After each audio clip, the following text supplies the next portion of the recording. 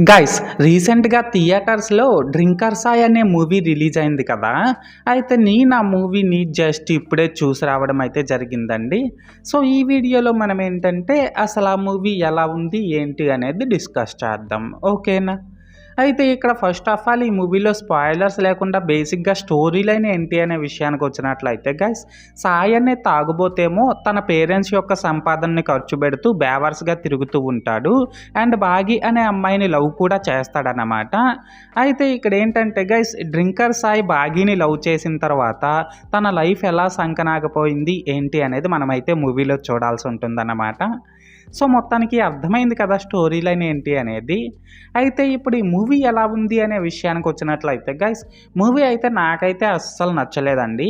And ఇప్పుడు ఈ మూవీలో ప్లస్ పాయింట్స్ ఏంటంటే, ఇందులో హీరోగా చేసిన ధర్మ అయితే ఒక పక్క లవర్ బాయ్‌గా అండ్ ఇంకో పక్క పచ్చి తాగుబోతుగా చాలా బాగా యాక్ట్ చేశాడు. అండ్ ఇందులో తనేసిన డాన్స్ మూవ్‌మెంట్స్ కూడా పర్లేదు బానే ఉన్నాయి. అండ్ ఇందులో బాగి క్యారెక్టర్ ప్లే చేసిన ఐశ్వర్య శర్మ కూడా తన క్యూట్ పెర్ఫార్మెన్స్‌తో అదరగొట్టేసిందనే చెప్పాలి.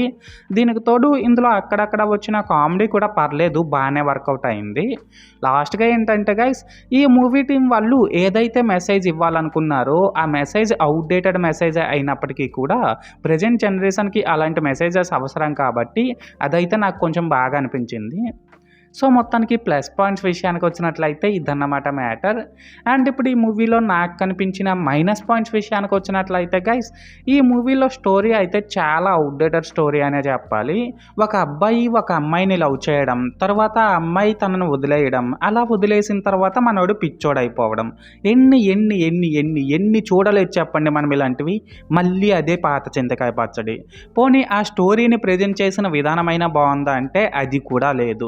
టాక్సిక్ లవ్, స్మోకింగ్, డ్రింకింగ్ ఇలాంటి వాటి వల్ల వచ్చే ప్రాబ్లమ్స్‌ని క్లియర్‌గా చూపించకుండా స్టోరీని అటు తిప్పి, ఇటు తిప్పి, పిప్పి చేసేసారనమాట.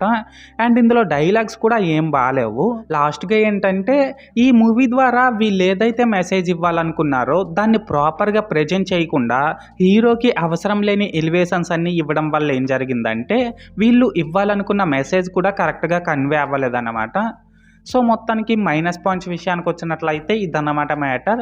అయితే ఇక్కడ ఓవరాల్‌గా ఏంటంటే గైస్, ఈ 'డ్రింకర్సాయ్' మూవీ బావుందా బాలేదనేసి అంటే నేను ముందు చెప్పినట్లు నాకైతే మూవీ నచ్చలేదండి. అండ్ నేను ఈ మూవీకి 5కి 1.75 రేటింగ్ ఇస్తున్నా.